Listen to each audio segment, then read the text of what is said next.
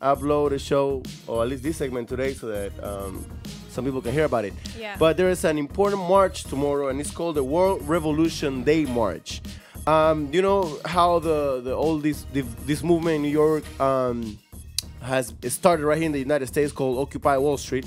That really is a continuation of all the protests that been having in starting in the Middle East, of course, and then spread in Europe using the same techniques with different issues, of course.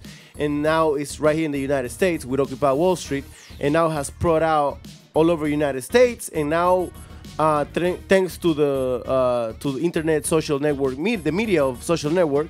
Now we are in better communication with each other, and we have organized and kind of work with each other to organize a world protest. A world that protest? is gonna take place tomorrow, and it's all focused on the same issue of Wall Street and corporate money taking over the system. Greed. You know what I mean? Corporate greed taking over the system, and just money, capitalism in general. Yeah. I think that's something that most people agreed on.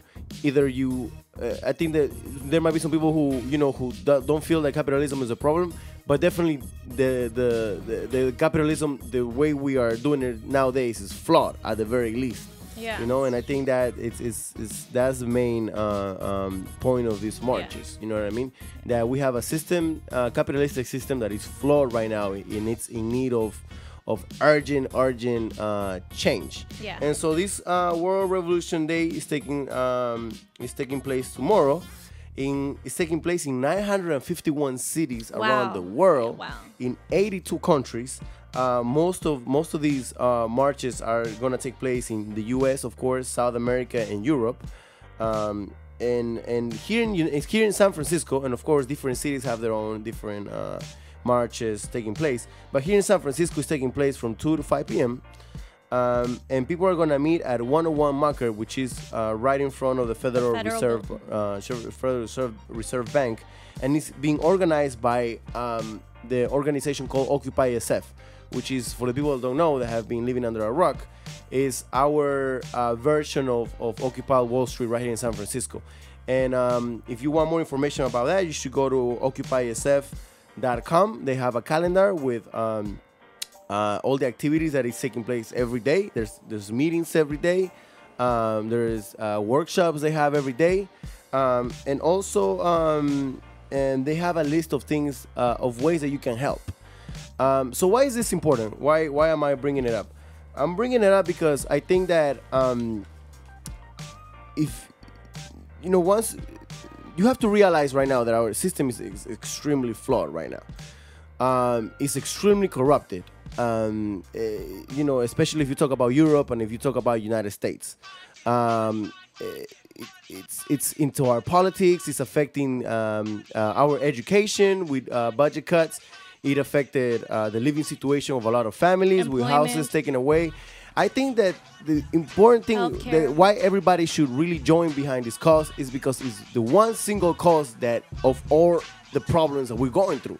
Either if you're a student, if you're a family member who has been kicked out of their house, an immigrant who can't get papers, all of these policies that are very racist. Someone who's a middle-class person, everyone, across the board. And a lot of these policies that are, if you really take polls on it, most people disagree with. Most people want to work towards something that it's economically just. Economically just, and also in the case of undocumented immigrants, to a solution that is possible, that helps aid these undocumented immigrants to some way. Most people want a solution for that. Yeah. You know what I mean? Most people want a solution for the Israel-Palestinian conflict. Most people want, I think, Palestine to have sovereignty. Even people in Israel, I think it's 50%, at least half of it. You know what I mean? Which is really surprising, since the media in Israel is very right wing, and it almost never shows the other side of the Palestinian suffering. So in all of these issues, the reason why, even though there's that contradiction of most people supporting the other way, but policies going against us, is because there's corporate money, in our political system. You know what I mean? And so, do you think you can kind of explain for a lot of people, like this has been in the news, a whole lot recently, but for those people who don't really understand what this means, what it means to occupy Wall Street, what it is that what protesters are trying to get across, what's in their agenda, and also what this whole "we are 99% means. Would you like to kind of explain that? Yeah, well, I think that the most important thing, because I know a lot of folks don't know. I've had people ask me, like, do you know what's going on? Like, I hear about it, but I don't know. Well, I think the most important thing is that we're showing our discontent with Wall Street. Right, I think that they are the ones to blame for the economic crisis that is happening right now.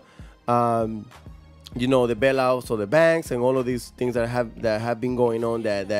So the fact that corporations are managing our money, our country's money, and this corporate greed is working for 1% of our population, of the nation's population, and the other 99%, which is everyone. This is why Xavier's saying, like, it's not about color and it's not about status. It's just everyone, pretty much all across the board, somehow, some way, is getting the short end. The lack of regulation, right the lack of regulation of Wall Street created our economic collapse that affected many other countries, including countries in Europe that are suffering because of that.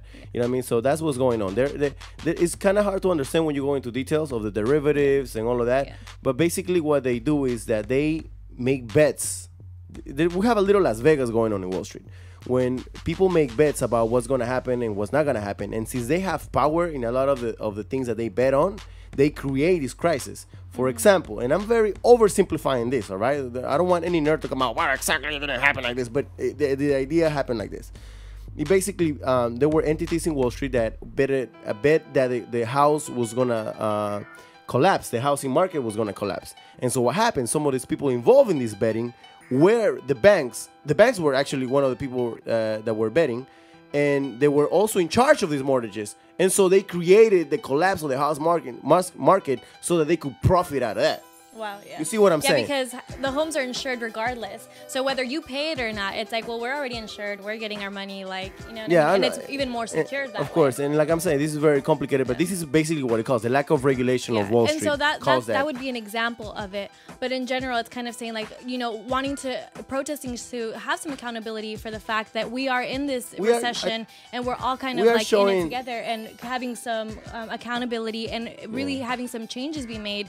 And looking to them like, okay, this is where we're at now. Now, the point of this is that we're letting them run things, so we're letting them run our lives, even though they're only a small percentage of the population.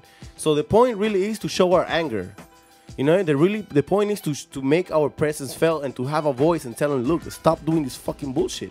You know what I mean? We are here, and if you've been fucking with us for too long. Now you're gonna hear from us. Yeah. That's the point of it. The point is that they've been fucking us over, and we going over there to the place where they do their business to show them that we are a force not to mess with. And if they keep fucking with us, then you're gonna encounter resistance.